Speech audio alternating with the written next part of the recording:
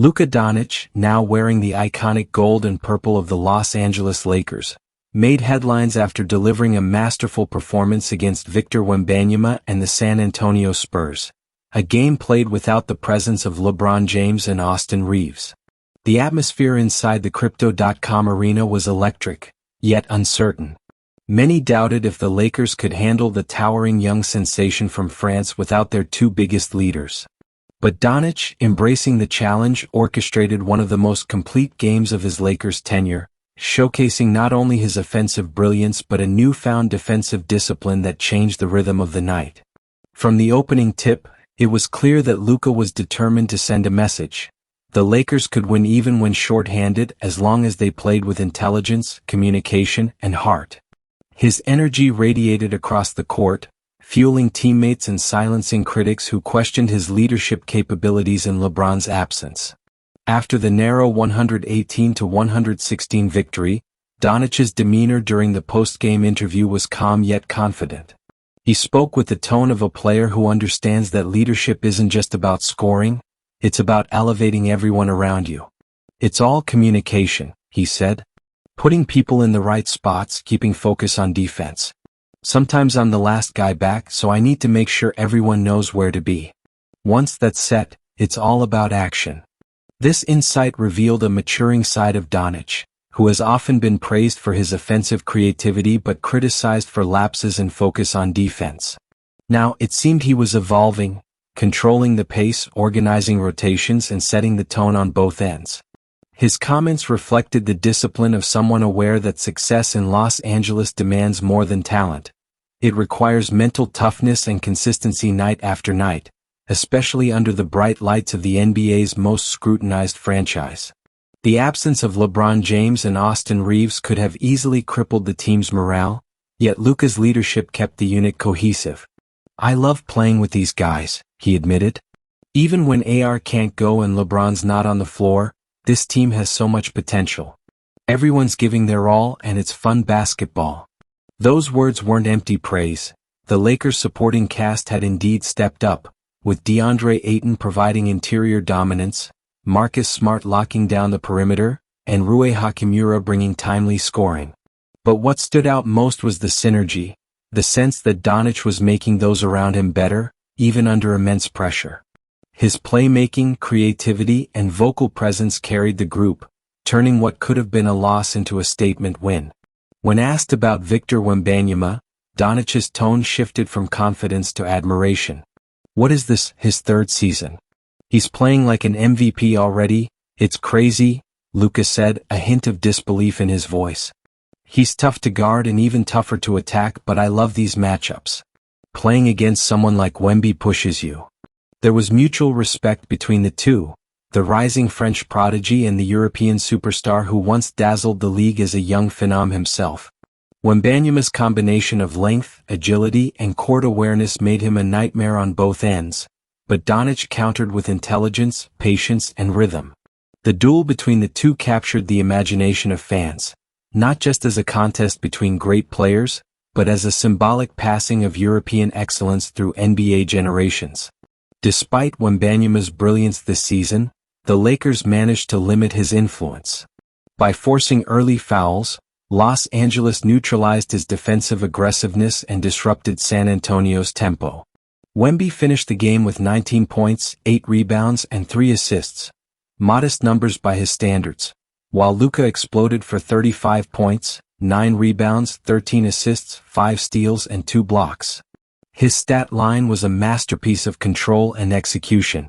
Yet beyond the numbers, what resonated most was his emotional command of the game. He smiled through hard fouls, clapped after missed shots, and barked out instructions even when exhausted. The Lakers, visibly feeding off his energy, found a sense of belief that hadn't been there at the start of the night. Coach J.J. Redick, in his post-game remarks, praised Doncic's impact without hesitation. "He's becoming the heartbeat of this team," Redick said. "It's not just the points or assists, it's how he's engaging the guys, how he's lifting the defense, how he's talking through every possession." For a coach navigating through injuries and uncertainty, having someone like Luka leading the charge was invaluable. The Lakers' locker room echoed with music and laughter after the win, a sign of relief, yes, but also of growing unity. Every player, from veterans to bench contributors, seemed aware that this season would test them like no other. But with Doncic playing at this level, they had reason to believe they could endure any storm. Yet, even amid celebration, the Lakers' new challenges were mounting. The team's next stretch would feature a grueling 5-game road trip beginning in Atlanta, and injury updates painted a concerning picture.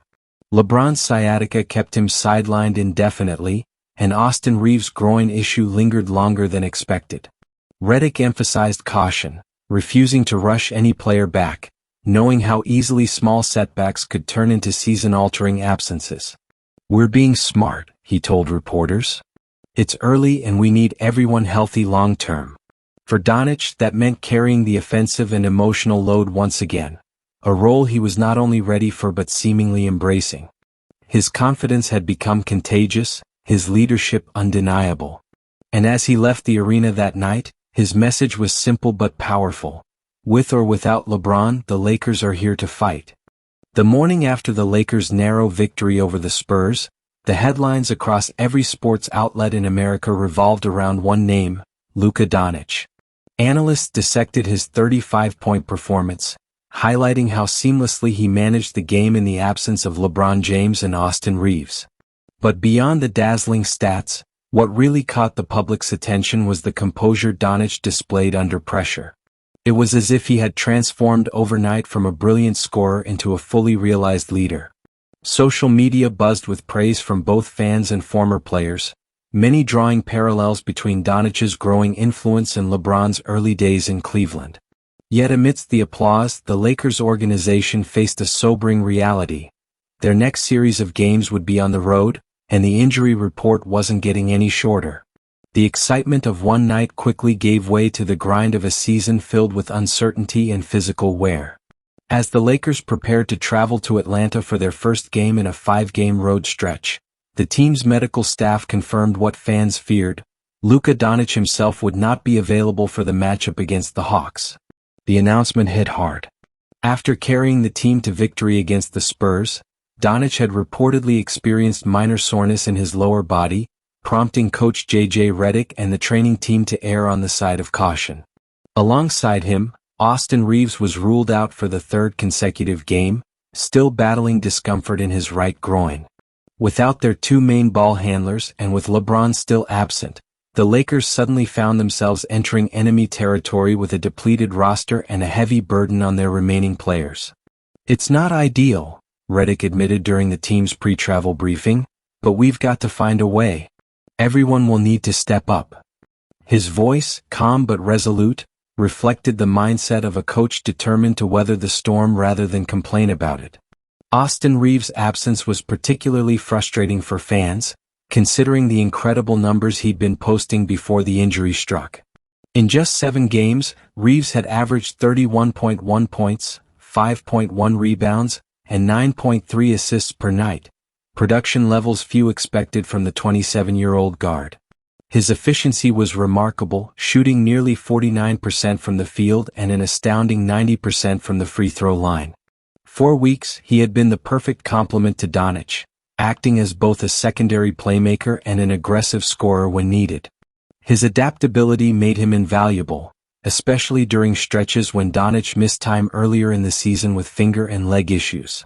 In those games, Reaves had exploded for 51, 41, and 28 points respectively, almost single-handedly keeping the Lakers competitive. Losing him again now, just as chemistry between him and Luka had begun to solidify, felt like a major setback. Fans could only hope that patience would pay off and that Reaves' recovery would prevent a recurring issue later in the season. Coach J.J. Redick, speaking candidly before facing the Hawks, detailed the cautious approach being taken with Reaves. "He's dealing with some tightness in the groin area," Redick explained. "He worked with Bo Levesque after the shooting session to test how it feels, but we don't want to rush anything. I've been there. I had the surgery myself back in the day and those things can get complicated fast." His words carried the tone of experience, the kind that only years of battling through NBA seasons can provide. "We're being careful," he added. We're hoping he'll be back by Saturday, but we're not going to put him in danger just to win a single game. It was a sobering reminder that, despite the adrenaline of recent victories, the long grind of the NBA demands patience and foresight. The Lakers fan base, eager to see their stars on the court, had to accept the reality that health comes first, even in a season where expectations were sky high. Meanwhile, reports from insider Shams Charania indicated that LeBron James did not travel with the team for the upcoming road trip, sparking further speculation about his recovery timeline. Sources close to the Lakers suggested that LeBron was targeting a return around November 19th, when the team would host the Utah Jazz back in Los Angeles. However, as Charania noted, the situation remained fluid, and the Lakers weren't setting a firm date. The veteran forward's battle with a sciatic issue had kept him sidelined longer than initially anticipated, but he continued to be a visible presence on the bench, mentoring younger teammates and maintaining morale. His voice echoed constantly during timeouts, shouting advice, directing plays, and offering encouragement to players like Hachimura and Smart. Even in street clothes, LeBron was still the heartbeat of the team, embodying the leadership that had defined his career for over 2 decades. While LeBron's absence created a leadership vacuum, one NBA legend stepped forward to spark debate about how the Lakers should handle his eventual return. Paul Pierce, the Hall of Famer and outspoken analyst, made waves during an episode of KG Certified with Kevin Garnett. "When LeBron comes back," Pierce said, leaning forward with conviction, "he should come off the bench." His statement sent shockwaves through the basketball community. "If you want the Lakers to keep winning," Pierce continued, "you've got to let Luka run the show. Their chemistry right now is working. Let LeBron come in as the spark off the bench. It could save his legs and help the team." Garnett, visibly taken aback, immediately pushed back on the idea. "Man, we're talking about LeBron James. You don't bench legends like that. Just like Jordan or Kobe, they come back, they start, period." The debate quickly spread across social media, with fans, pundits, and even players chiming in from around the league. Pierce later clarified his comments, insisting that his suggestion wasn't disrespectful but strategic. "I'm saying what could help this team," he explained in a follow-up segment. "Luka and LeBron both dominate the ball. Sometimes staggering their minutes could help the offense flow better. You can't have 2 players trying to control the same rhythm all the time." His perspective wasn't entirely unfounded. Some analysts had noticed overlapping tendencies in Doncic and LeBron's styles of play. Both thrived as initiators, orchestrating the offense through high usage and deliberate pacing. Redick himself had hinted at experimenting with rotations once both stars were healthy, hoping to balance their influence while maintaining the team's defensive integrity. Whether Pierce's words were prophetic or merely provocative remained to be seen, but one thing was certain: every decision regarding LeBron's role would be under a microscope. For now, the Lakers' focus had to remain on survival. With Luka sidelined, LeBron still recovering, and Reaves uncertain, the upcoming road games promised to test the team's depth and resilience. Marcus Smart prepared to assume point guard duties, while Ayton and Hachimura aimed to anchor the interior. "We've just got to play our brand of basketball," Smart said before boarding the team plane. "Defense first, communication always, and trust in each other." His words echoed Doncic's own philosophy, a sign that leadership was becoming contagious within the locker room. The Lakers, bruised but not broken, were heading into battle once again, determined to prove that their strength wasn't defined by who was missing, but by how fiercely those who remained were willing to fight. The night before the Lakers faced the Atlanta Hawks, the mood inside the team's hotel was a mix of quiet focus and weary optimism. Luka Doncic, though sidelined, sat with his teammates during the film session, pointing out rotations, mismatches, and subtle defensive cues. Even in street clothes, his voice carried authority. "Watch how they run the pick and roll," he said, pausing the footage. "If we switch too slow, Trey's going to pick us apart." His basketball IQ was on full display, and it was clear that his leadership extended beyond the court. Coach J.J. Redick appreciated Luka's presence, especially given how young and inexperienced parts of the roster still were. "Having him in the room changes everything," Redick said later. "He doesn't just play the game, he sees it from every angle. The team knew that without Doncic they were missing their conductor, but his influence had already set the tone. Even injured, Luka was steering the ship, refusing to let morale drop during what was shaping up to be the team's toughest stretch yet. As game day arrived, the Lakers training staff confirmed what many suspected. Doncic would be rested again to ensure full recovery. His absence, combined with Austin Reaves' continued groin injury and LeBron James remaining in Los Angeles, meant that the Lakers would hit the floor without their three primary playmakers. The challenge was monumental. "It's next man up," Redick said during pre-game interviews. "We've been here before and we're going to compete. That's the identity we're building." The spotlight shifted to DeAndre Ayton, Marcus Smart, and Rui Hachimura, who were tasked with carrying the load against a fast-paced Hawks squad led by Trae Young and DeJounte Murray. The odds were stacked against Los Angeles, but if there was one thing the season had already proven, it was that this Lakers team didn't crumble easily. There was a quiet defiance in their body language as they took the court, the kind of energy that comes from a group tired of being underestimated. Austin Reaves, sitting courtside in street clothes, remained in good spirits despite his ongoing recovery. His journey this season had been a roller coaster, from dropping 50-point performances to being sidelined by a frustrating injury that seemed to linger longer than anyone expected. Yet his focus never wavered. "I'll be back soon," he told reporters with a grin. "I'm not rushing it, but I'm close." The Lakers' medical team continued to monitor his progress, emphasizing rehabilitation over repetition. They knew how dangerous groin injuries could be if not fully healed. J.J. Redick, recalling his own struggles with similar issues during his playing days, emphasized caution. "We've got a long season ahead. You can't win a championship in November, but you can lose one if you push a guy too soon," he reminded the media. His words reflected experience. A coach who had learned through pain that sometimes the best move is patience. Meanwhile, back in Los Angeles, the buzz around LeBron James' recovery continued to dominate sports talk shows. Shams Charania's report that LeBron had not traveled with the team added fuel to speculation about the severity of his sciatica.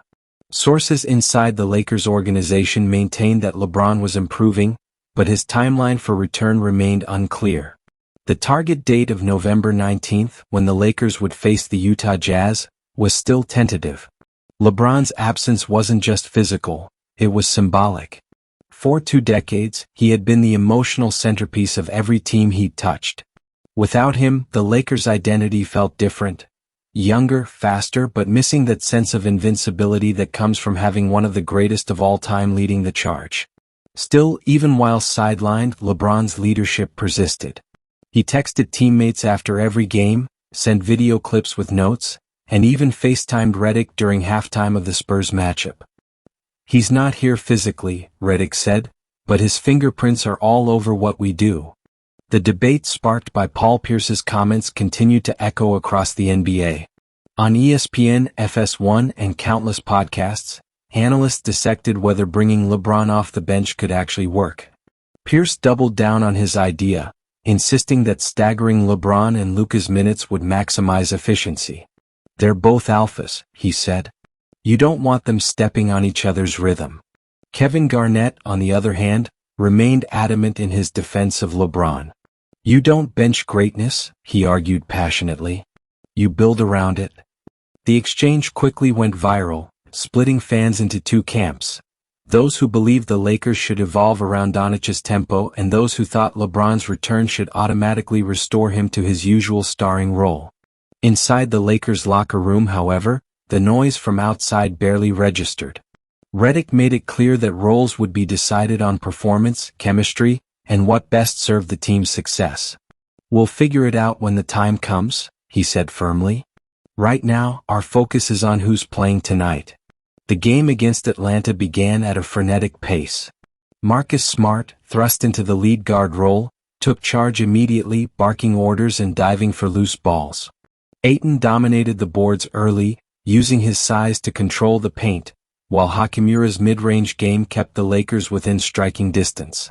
Despite their efforts, the absence of a true playmaker like Luka was evident. The offense looked fragmented, often relying on isolation plays or broken possessions. Still, the defensive effort was relentless. Smart's intensity set the tone, and the Lakers managed to keep the game competitive through sheer grit. Every possession felt like a battle, a reminder that even without their stars, Los Angeles had built a culture rooted in effort and resilience. At halftime, they trailed by just 6 points, an outcome few expected given the circumstances. In the locker room, Redick's halftime message was simple: stay connected. We're not going to out-talent them tonight, but we can outwork them. His words lit a fire in the players, who returned to the court with renewed energy. The second half saw flashes of brilliance from role players like Taurean Prince and Gabe Vincent, who hit key shots to keep momentum alive. Even though the Lakers eventually fell short, losing by single digits, the performance was far from a disappointment. The resilience they showed without Luka, LeBron, or Reaves sent a message to the league: this team had heart. As the players left the court, Redick gathered them near the tunnel and spoke quietly. "We're learning who we are," he said. "And I like what I'm seeing." That night, as reporters crowded around Luka Doncic in street clothes, his focus wasn't on his injury or personal accolades. Instead, he praised his teammates for their effort. "They fought," he said simply. "They played with everything they had. That's what matters." His words echoed through the locker room, not just as a compliment but as a challenge. The season was long, the obstacles many, but if the Lakers could maintain this spirit, the balance of humility, fight, and unity, they might just emerge stronger than ever when their stars returned. For Luka Doncic, the road to leadership wasn't just about carrying the Lakers on his back. It was about building something that could stand even when he wasn't on the floor. The Lakers' flight to Chicago was unusually quiet, the kind of silence that speaks not of tension but reflection. Luka Doncic sat near the window, headphones on, replaying moments from the last game in his mind. The win streak was impressive, but he knew the toughest challenges were yet to come. Without LeBron James and Austin Reaves, the offense flowed entirely through him, a blessing and a burden he carried with both pride and exhaustion. Across the aisle, J.J. Redick studied analytics reports on his tablet, noting patterns in Doncic's usage rate and how it correlated with the team's defensive intensity. The balance was delicate. Luka's magic could create offense from nothing, but the physical toll was growing evident. Still, his focus remained razor-sharp. He wasn't just playing for wins, he was playing to prove that the Lakers could reinvent themselves around his rhythm. When the Lakers arrived in Chicago, the media buzzed with comparisons between Luka and past legends. Headlines read, "Doncic channeling Kobe energy in LeBron's absence," and "the new architect of Showtime?" Labels that made Luka visibly uncomfortable. He respected the history, but he wasn't interested in rewriting someone else's legacy. "I just play my game," he told reporters before the matchup with the Bulls. "People can say what they want. I just want to win." His tone was measured, but his eyes burned with competitive fire. Inside the locker room, Redick reinforced the message: discipline, tempo control, and defensive communication. "If we play their game, we lose. If we play ours, we control everything," Redick reminded them. And from the first possession, that message took form. Luka orchestrating, Ayton dominating the paint, and Smart hounding the Bulls' backcourt into chaos. Chicago, led by Zach LaVine and Kobe White, came out swinging, trying to exploit the Lakers' fatigue. But Luka countered with pure court vision. No-look passes, step-back threes, and surgical pick-and-roll reads left the Bulls scrambling. By halftime, the Lakers led 63-52, and Doncic already had 18 points, 8 assists, and 6 rebounds. The arena buzzed with disbelief, not just at his numbers but his control. Every time Chicago tried to mount a run, Luka responded with composure, dictating pace like a conductor leading an orchestra. But beneath that calm exterior, fatigue was creeping in. His breathing grew heavier, movements slightly slower. He had been logging 40-plus minutes nightly, and though his body endured, even a player of his caliber had limits. Still, when the third quarter began, he showed no sign of slowing down. Then came the moment that shifted the game. A hard drive to the basket where LaVine's elbow clipped Luka's chin midair. The fall was brutal. For a few seconds, the entire United Center froze as Doncic lay on the hardwood, motionless. Redick rushed out, followed by medical staff. Fortunately, after a minute, Luka sat up, clutching his jaw but flashing a thumbs up to the crowd. The fans, regardless of allegiance, erupted in applause. He returned to the bench briefly, received a quick evaluation, then checked back in with a fire burning hotter than before. "You can hit me but you won't stop me," he muttered as he re-entered the game. The next 3 possessions were vintage Luka. A fadeaway jumper, a deep step-back 3, and a no-look assist that ignited the Lakers' bench. The spark reignited Los Angeles and the Bulls' momentum evaporated. The final minutes were a test of composure. Chicago cut the lead to 4 and the crowd roared, sensing a comeback. Redick called timeout. Inside the huddle, Doncic spoke before the coach. "We finished this the right way. Smart defense, strong communication. No hero ball. Everyone touches it." His voice, calm yet commanding, resonated with every teammate. When play resumed, the Lakers executed flawlessly, screens timed perfectly, rotations crisp, passes purposeful. With 48 seconds left, Luka drained a contested 3 over Levine to seal the 116-108 win.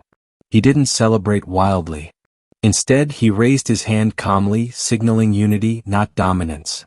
That restraint was leadership in motion, a message to his team that this wasn't about individual glory but collective identity. Post-game, the locker room buzzed with gratitude and awe. DeAndre Ayton patted Luka's back and said, "Man, you're a machine." Marcus Smart added, "Nah, he's the heartbeat." Reporters asked about the fall, but Luka downplayed it with a grin. "I've taken worse. Comes with the game." J.J. Redick, however, voiced concern about his star's workload. "He's giving everything out there. We have to be smart. His long-term health is priority." It was a valid worry. The Lakers were rising fast, but the season was long, and their foundation rested heavily on Doncic's shoulders. For now, though, the team basked in another victory, their chemistry deepening, their confidence unshakable. As Luka left the arena, fans waited by the tunnel, chanting his name. He waved but didn't stop for interviews or autographs. His focus was elsewhere, already on the next game. Behind that composed exterior was a man consumed by purpose. He wanted not only to keep the Lakers afloat but to redefine what the team could be in a new era. And as he stepped into the night, the city lights reflecting off the team bus windows, one thought echoed in his mind: the real test wasn't winning without LeBron, it was sustaining greatness without rest. The Lakers' journey continued into Milwaukee, where the atmosphere was heavy with anticipation. Facing the Bucks meant confronting one of the most physically dominant forces in basketball, Giannis Antetokounmpo, a challenge that could expose any team missing its stars. Yet, as the Lakers entered Fiserv Forum, Luka Doncic's expression remained unshaken. His focus was surgical, his demeanor calm. "We respect Giannis," he told the press before the game, "but we don't fear him."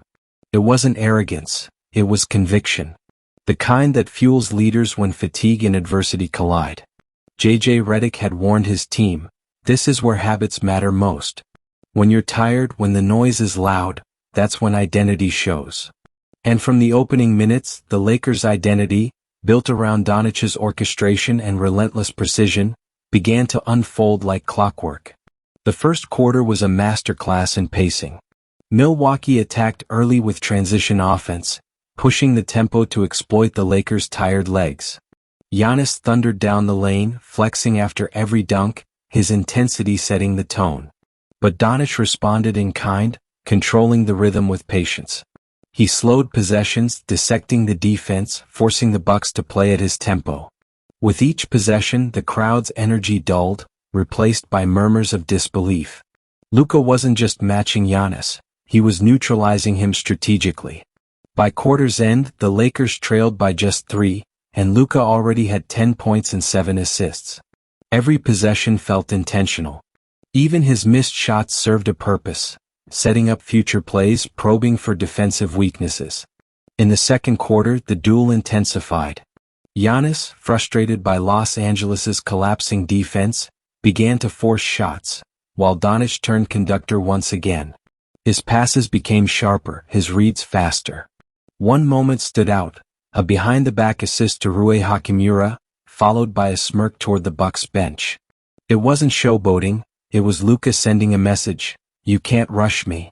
The Lakers' supporting cast responded in kind. Marcus Smart's steals led to transition buckets, Ayton battled ferociously in the paint, and Max Christie nailed back-to-back threes that silenced the crowd.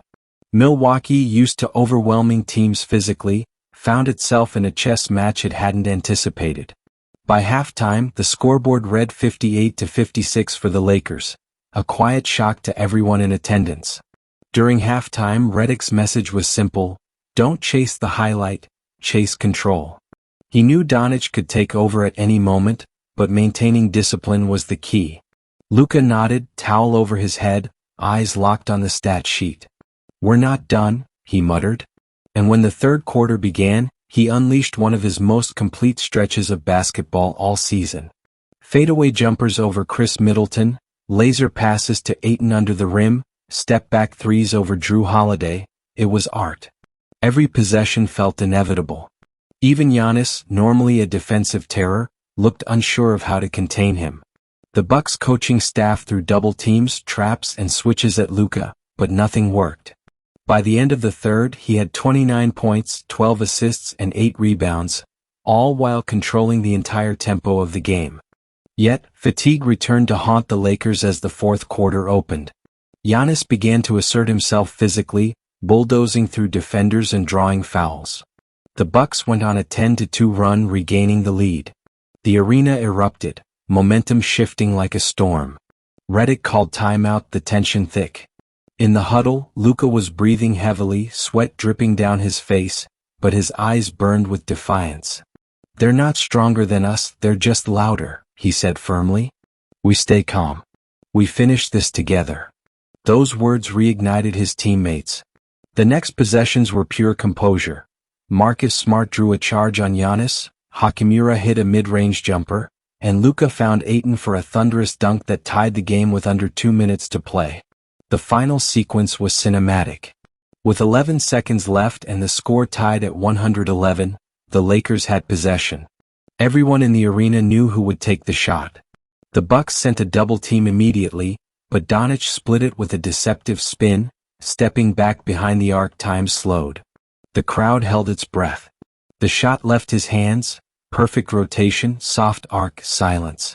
Swish. Lakers by 3. Giannis' desperate heave at the buzzer rimmed out, and the purple and gold erupted in celebration. Luka didn't scream or pound his chest. He simply looked up at the scoreboard, expressionless, as if victory had been inevitable. It wasn't arrogance, it was serenity born from mastery. In the locker room afterward, Redick smiled for the first time that night.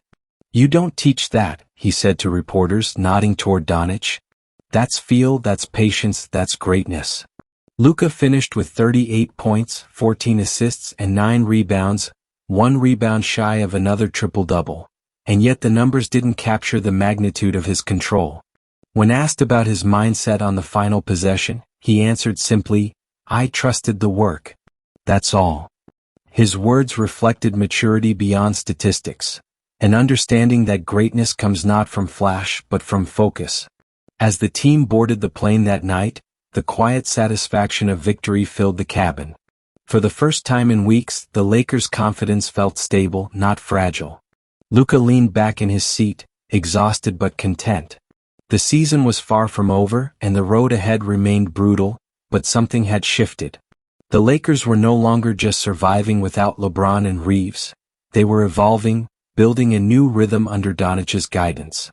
And somewhere deep down, as the city lights of Milwaukee faded beneath the clouds, Luka knew this was only the beginning. The true test of greatness, he realized, wasn't dominance, it was endurance. The next stop on the Lakers' demanding road trip was Chicago, a city steeped in basketball heritage, where echoes of Jordan's legacy still hang in the rafters. For Luka Doncic, this game wasn't just another regular season matchup. It was a chance to measure how far this reshaped Lakers squad had come in its identity and resilience. The United Center buzzed with anticipation. Fans came to see the European magician who had been dismantling defenses nightly, even without LeBron and Reaves. Yet, there was a heaviness in the air, the kind that accompanies fatigue, travel, and relentless expectations. JJ Redick knew this could be a trap game. Focus on the details, he told the team in the pre-game meeting. We've proven we can win against contenders. Now let's prove we can handle ourselves against complacency. From the opening tip, Chicago came out swinging. Zach LaVine and DeMar DeRozan pushed the pace, forcing the Lakers into early turnovers. Luka looked momentarily off rhythm, his passes a beat late, his shots slightly short. It was clear the grind of the season was catching up. The Bulls built an early 10-point lead, feeding off the home crowd's energy.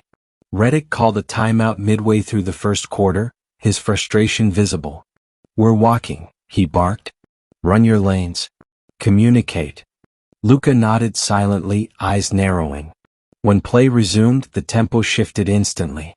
Doncic began orchestrating with renewed clarity, faking passes, drawing double teams and creating open looks for Marcus Smart and Hachimura. Within minutes, the deficit evaporated.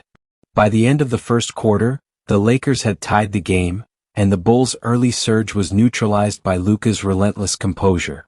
The second quarter was where Luka's brilliance shone subtly but decisively. Rather than forcing shots, he exploited mismatches with surgical precision. Every pick and roll with Ayton became an opportunity to manipulate Chicago's defense. The Bulls' big men hesitated on switches, unsure whether to step up or drop back, and Luka punished both choices. His ability to read defenders in milliseconds, to predict reactions before they happened, made the game look almost unfair. At one point, he threaded a no-look pass through two defenders for an Ayton dunk that left the crowd gasping. The Lakers bench erupted and Redick cracked a rare grin. It wasn't just about talent anymore, it was about control, about the game bending to Luka's rhythm. By halftime, the Lakers led 61-55, a testament to patience and structure. In the locker room, Luka's message to his teammates was brief but impactful. "They're trying to make us rush," he said calmly. "We don't play fast, we play smart." His leadership was evolving before everyone's eyes. He wasn't just the team's offensive engine, he was its emotional compass. Redick, listening from a corner, didn't interrupt. He didn't need to. The players had begun to mirror Luka's discipline, and that transformation was exactly what he had hoped for when this experiment began. The third quarter brought another test. Chicago adjusted defensively, throwing double coverage at Luka the moment he crossed half-court. Traps came fast, rotations came faster. For several possessions, the Lakers struggled to respond, coughing up turnovers and missing open shots. The Bulls took advantage, cutting the lead to 2. But instead of forcing the issue, Luka adapted. He shifted from scorer to facilitator, using his gravity to create lanes for others. Marcus Smart hit a deep three, Hachimura attacked off the dribble, and even rookie guard Maxwell Lewis got in on the action with a baseline cut that ended in an and-one play. Each possession was a lesson in adaptability, Luka proving once again that the game wasn't about domination but orchestration. As the fourth quarter began, the fatigue of a long road trip became visible. Luka's movements were slower, his shoulders heavier, yet his mind remained razor-sharp. With every possession, he dissected the defense, milking the clock, keeping the Lakers composed. The Bulls, desperate for a spark, leaned on LaVine's isolation plays, but every time he attacked, Luka's defense anticipated it. At one point, Luka stripped the ball clean and turned it into a transition assist for Ayton, igniting the Lakers' bench. That moment broke Chicago's rhythm completely. With under 3 minutes left, the Lakers led by 7. Redick called the final timeout to reset the rotation, and as the team huddled, he simply said, "Close it the right way." Luka nodded, breathing heavily, but there was a calm authority in his voice when he replied, "We're built for this." The closing minutes were textbook execution. Luka used every ounce of his control to maintain possession, draining the clock, finding open teammates and finishing plays with poise. With 40 seconds left, he hit a high-arcing floater over Nikola Vucevic that sealed the game, a perfect symbol of his touch and timing. When the buzzer sounded, the Lakers had secured a 114-107 victory. Luka's stat line read 32 points, 10 rebounds and 12 assists, another triple-double, his third of the trip. But more than the numbers, what stood out was the evolution of the team's chemistry. The Lakers weren't surviving without LeBron and Reaves anymore. They were thriving, understanding their identity under Luka's command.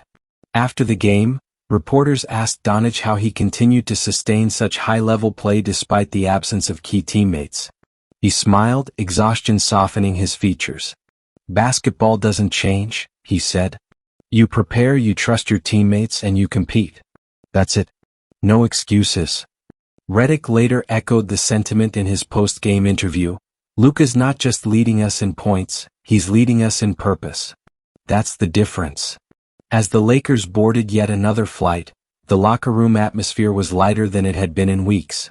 The bond was real, the momentum undeniable. And while the headlines would once again spotlight Doncic's triple-double inside the team, the story was deeper. The Lakers were becoming something resilient, something sustainable. A version of themselves that could weather storms, guided by the calm genius of Luka Doncic. The Lakers' next destination was Charlotte, a city buzzing with its own brand of basketball energy, young, fast, unpredictable. After days on the road and consecutive battles against top-tier teams, fatigue was no longer just physical. It had become psychological. Yet, as Luka Doncic walked into the Spectrum Center, the fatigue didn't show. Dressed in his signature calm and quiet confidence, he seemed ready to take control once again. The Hornets, led by LaMelo Ball and Miles Bridges, were eager to prove themselves against the surging Lakers, a team that had become a media sensation for thriving without LeBron James and Austin Reaves. Reporters framed it as a trap game, suggesting the Lakers might finally collapse under exhaustion. But Luka had other plans. "We're not here to survive," he told a teammate during warm-ups. "We're here to build something real." From the opening minutes, it was clear the Hornets wanted to run.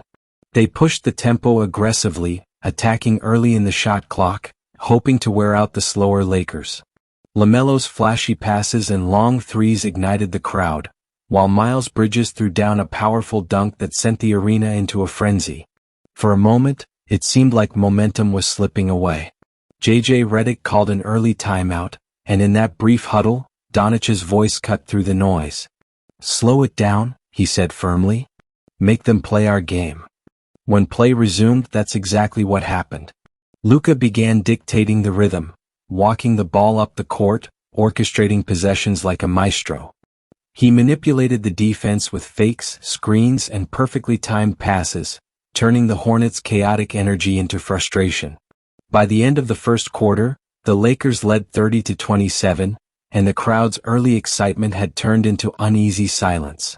The second quarter showcased Doncic's basketball intellect at its peak. He attacked mismatches with surgical precision, using his strength and body control to exploit smaller defenders. When the Hornets switched to zone defense, Luka dissected it effortlessly, finding shooters in the corners and feeding Ayton for easy buckets under the rim. Every possession became a test of patience, and the Lakers passed it flawlessly. Marcus Smart's defensive pressure forced turnovers, and Rui Hachimura's mid-range game added balance. But the highlight came midway through the quarter. Luka, double-teamed near the baseline, spun through defenders and threw a behind-the-head pass to Christie for a corner three.